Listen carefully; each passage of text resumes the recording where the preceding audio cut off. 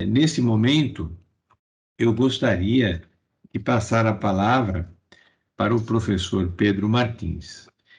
O professor Pedro Martins é participante desde a primeira hora do projeto Brasil 5.0, desempenhou numerosas funções nesse projeto.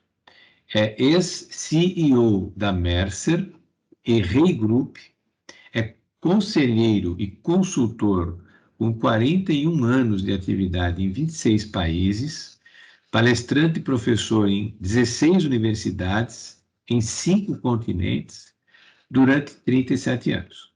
Hoje está em Lisboa.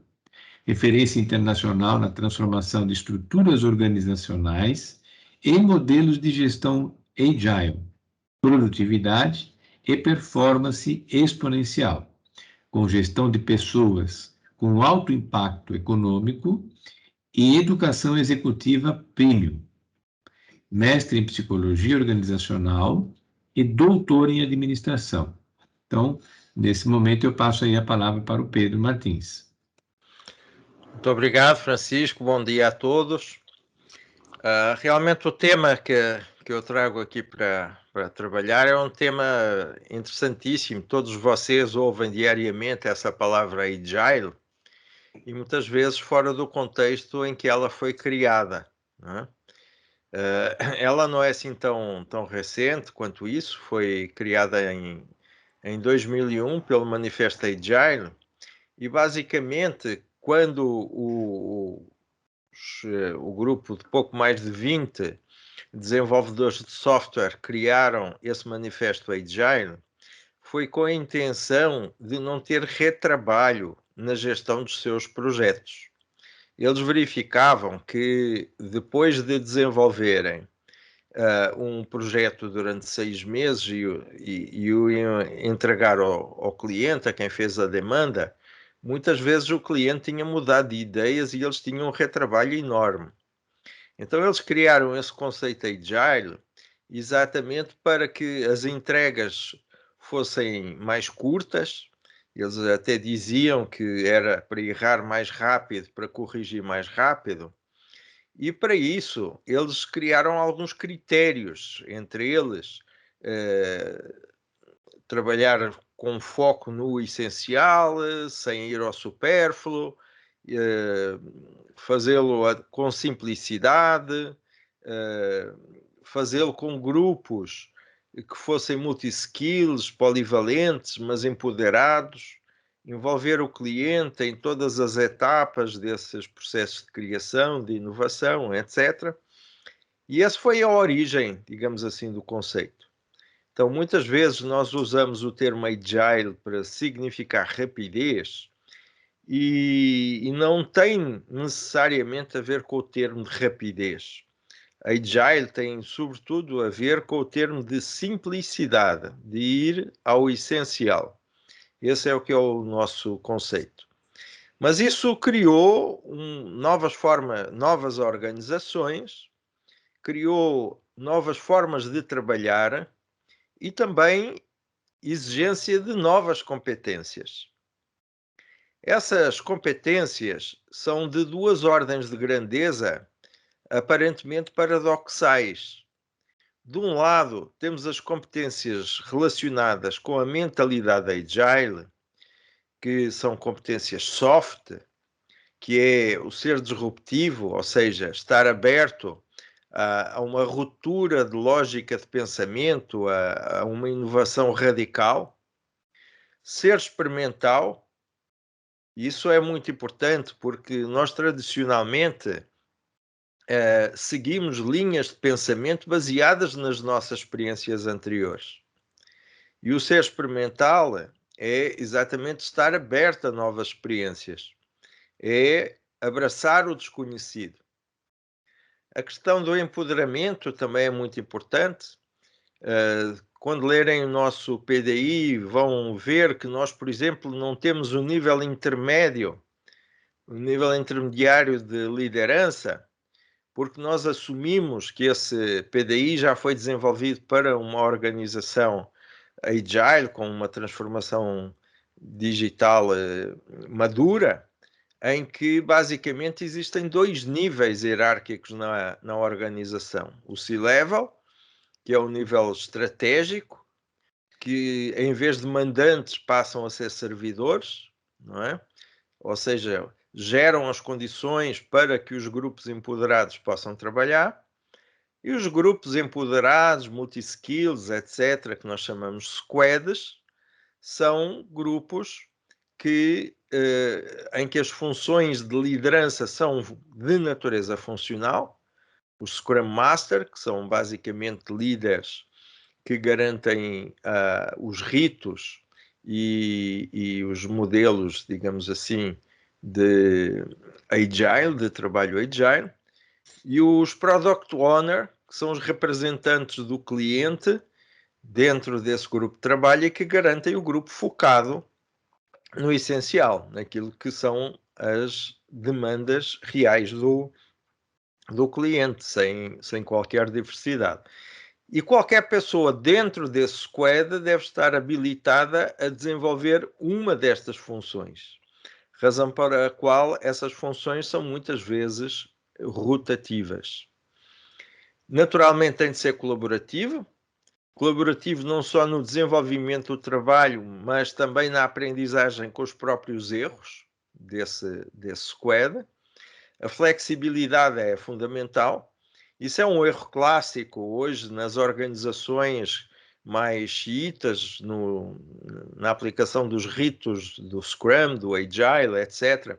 É que, em vez de usarem essa mentalidade para abrir as mentes, ser flexível a situações novas, disruptivas, etc., depois tornam-se um pouco xiitas no uso desses ritos. Ser informal, ser funcional, razão pela qual não existe uma hierarquia estabelecida dentro desses grupos de trabalho, e naturalmente tudo isso é possível se as pessoas forem autênticas, verdadeiras e transparentes, não é? Isso, por um lado, estas são as competências exigidas pela mentalidade agile. Agora, para as práticas agile, para as ferramentas do agile, como design thinking, o Lean, o Kanban, o Canvas, etc., e os próprios ritos do Scrum, isso obriga a que as pessoas sejam cumpridoras desses ritos e dessas ferramentas, não é? E dos próprios papéis que têm dentro desse grupo. Aí tem uma certa inflexibilidade. Tem de ser focada em dados, não é? Tem de ter uma capacidade analítica muito grande, mas uma capacidade analítica objetiva e tangível. Tem de ser lógicos e objetivos, compromissados com os clientes, com os resultados e com os prazos, e aqui os prazos não só os prazos finais, mas os prazos intermediários, os milestones ou os sprints, não é? Focados no produto mínimo viável, que é aquilo que é o essencial, que é depois do protótipo, nós desenvolvemos um produto mínimo que serve para ser testado pelos clientes e é a partir desse teste que nós vamos construir o produto final. E, obviamente, se ele está empoderado, ele tem que ser auto-organizado. Então, como veem, não é fácil desenvolver aqui as competências que o Agile, que a mentalidade Agile nos obriga, porque elas têm estas duas vertentes que são, de facto, paradoxais. De um lado, grande flexibilidade, grande abertura, por outro lado, um rigor muito significativo, baseado em dados, num raciocínio lógico e objetivo. Por favor, Francisco. Peraí que mudou. Aí. Bom, então, o que é que nós podemos entender por uma organização agile? Uma organização agile, muitas vezes as pessoas acham que é por estar organizada em jornadas de cliente, ter ter vários squads, várias tribos. A tribo é uma sequência de squads, que a organização é agile. Muito mais importante que essa estrutura orgânica, não é? Que se opõe à estrutura tradicional, que é uma estrutura por silos, baseada numa hierarquia e em departamentos verticais, é nós respeitarmos os conceitos da mentalidade agile ao nível organizacional. E quais são esses conceitos? É valorizar as pessoas e a cadeia de valor do negócio, valorizar mais do que os processos e as ferramentas, é fomentar a diversidade, interatividade e colaboração das pessoas. Isso é mais importante do que os grupos de especialidade e do que a hierarquia tradicional. É promover a flexibilidade e a simplicidade. E reforço que a questão da simplicidade é essencial na mentalidade agile. Eu muitas vezes dou o exemplo do Churchill, do estadista inglês da Segunda Guerra Mundial, que quando escrevia uma carta mais longa, ele terminava sempre dizendo: e peço desculpa de não ter tido tempo para escrever uma carta mais curta, porque de facto dá mais trabalho a desenvolver uma solução simples do que desenvolver uma solução complexa. Não esquece, não confundir aqui simplicidade com ser simplório ou fazer a coisa em cima das coxas. Simplicidade é ir ao essencial. Da mesma forma que é mais difícil ser sintético do que ser prolixo. Então, simplicidade é de facto uma questão essencial da mentalidade agile. Segmentar as entregas em pequenos ciclos de entrega, em pequenos ciclos de gestão, ter times organizados, multi-skills, auto-organizados e empoderados, envolver os clientes em todas as etapas de inovação. Esta questão é muito importante. Tornar os erros em oportunidades de aprendizagem compartilhada. Muitas vezes nós vemos o erro tradicionalmente como alguma coisa que deve ser reprimida dentro das organizações, reprimida e censurada. No conceito agile, pelo contrário, vemos o erro sempre como uma oportunidade de aprendizagem. Alguém que nunca erra nunca vai melhorar, nunca vai aprender nada de novo, não é? Então nós encaramos isso como uma oportunidade de aprendizagem. Só que aqui de uma aprendizagem compartilhada, ou seja, nós vamos aprender não só com os nossos próprios erros, mas também com os erros dos outros. E por último, não menos importante, estar aberto à inovação e às soluções disruptivas. Por favor, Francisco. Bom, para ajudar a incorporar o Agile Mindset, nós do Brasil 5.0 já estamos a promover pela 5ª vez o workshop Agile TX Lab, que é um workshop onde podem aprender na prática como fazer a transformação agile e digital dos modelos de gestão. Tem uma primeira parte deste workshop que é uma gravação assíncrona, que já está disponível no nosso site, que qualquer um pode aceder já neste momento. E o workshop, que é um workshop experiencial, vai ser realizado do dia 16 ao dia 25 de novembro, num horário pós-laboral, para que todos possam participar. Esse workshop, basicamente, é uma atividade prática onde nós vamos desenvolver um modelo de gestão usando as ferramentas e a metodologia Agile. E o próprio modelo de gestão tem essas características do Agile Mindset. Já tivemos mais de 100 participantes nos sucessivos workshops que nós desenvolvemos. Os participantes são muito heterogéneos, como obriga a própria metodologia, e naturalmente que a melhor forma de aprender é aprender fazendo. Learning by doing, no caso. O próximo, Francisco. Bom, agora a minha pergunta à Assembleia que nos está a assistir. Por favor, levantem a mão, porque se falarem todos ao mesmo tempo, não saímos daqui hoje, não é?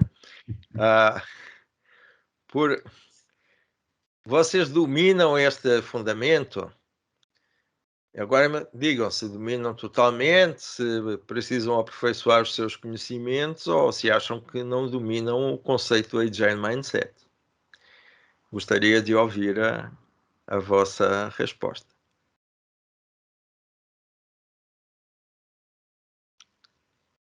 Especialmente os nossos convidados que vieram para assistir o workshop, participar do workshop. Não se sintam encabulados, podem responder, mesmo que não tenham domínio, enfim. Um comentário de vocês para nós é muito importante nesse momento. Podem responder no chat, né? Fica mais Pode, rápido. se quiser responder no chat, se quiser pegar... Só já estão respondendo. Ah, então. Eu não tenho acesso ao chat, portanto, peço que vocês, por gentileza... A maioria aqui está colocando que é a letra B, que precisa aperfeiçoar os conhecimentos, tá? Uhum. E também tem algumas pessoas colocando a letra A, tá? Que não domina o conceito. Tá. A é que domina totalmente. A letra C. Letra C, tá. Bem, Bom, sim, então.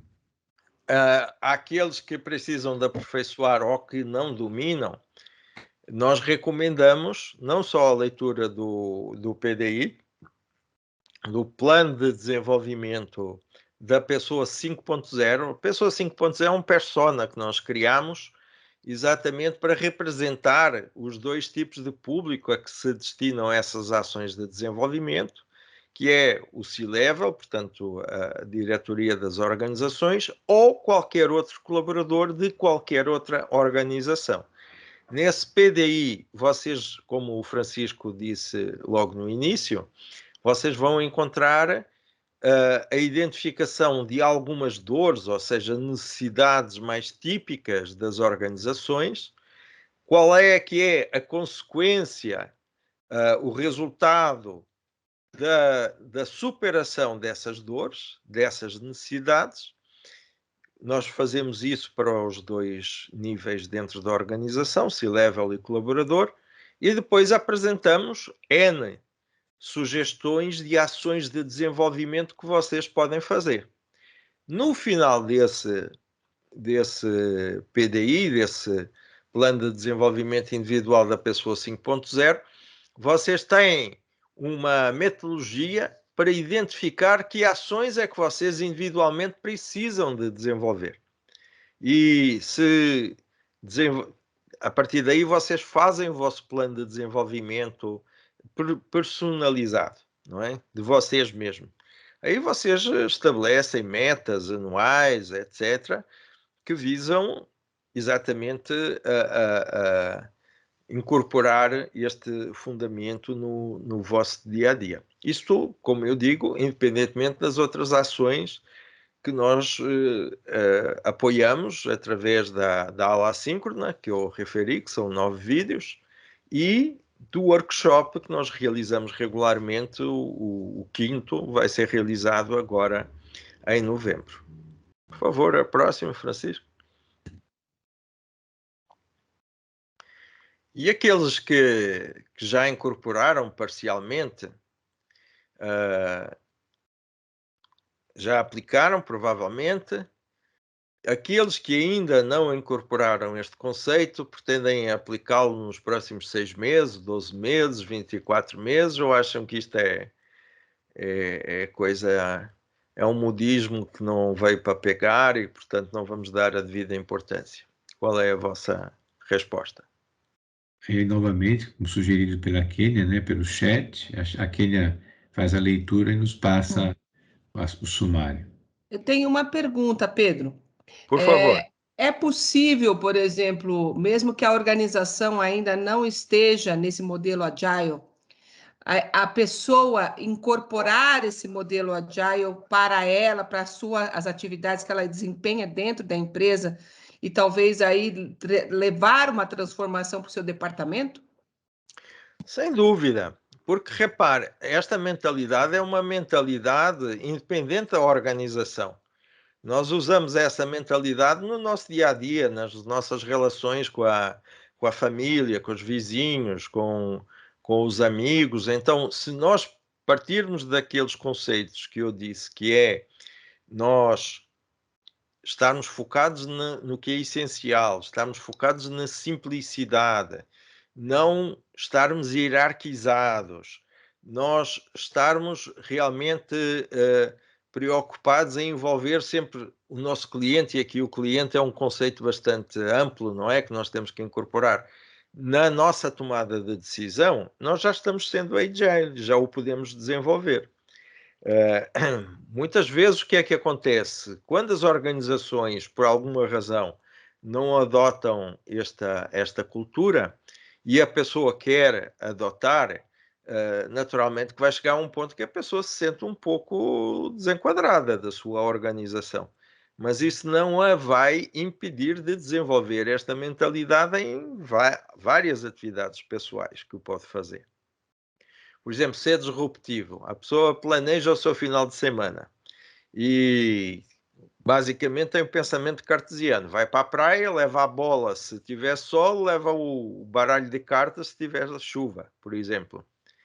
Mas por que não a pessoa levar o Netflix para assistir um vídeo em casa em vez de usar estas duas opções? Isto é ser disruptivo, não é? É pensar de forma totalmente inovadora, totalmente diferente. E isso se cultiva. Como qualquer cultura, não se aprende com slides. A cultura se aprende fazendo, se aprende experimentando, se aprende vivenciando. E é isso que quem quer adquirir esta mentalidade vai ter que o fazer, não é?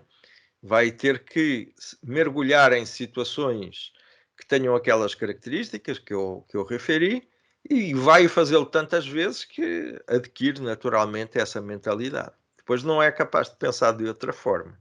E se a organização não evoluiu nesse sentido, é natural que a pessoa chegue a um ponto que não se sente alinhado, adaptado à sua própria organização e vai procurar outro rumo, com toda a certeza. Eu vejo também que, assim, como você disse, que ela vai agindo isso de uma forma tão natural que isso vai extrapolar dentro das ações que ela realiza dentro da empresa.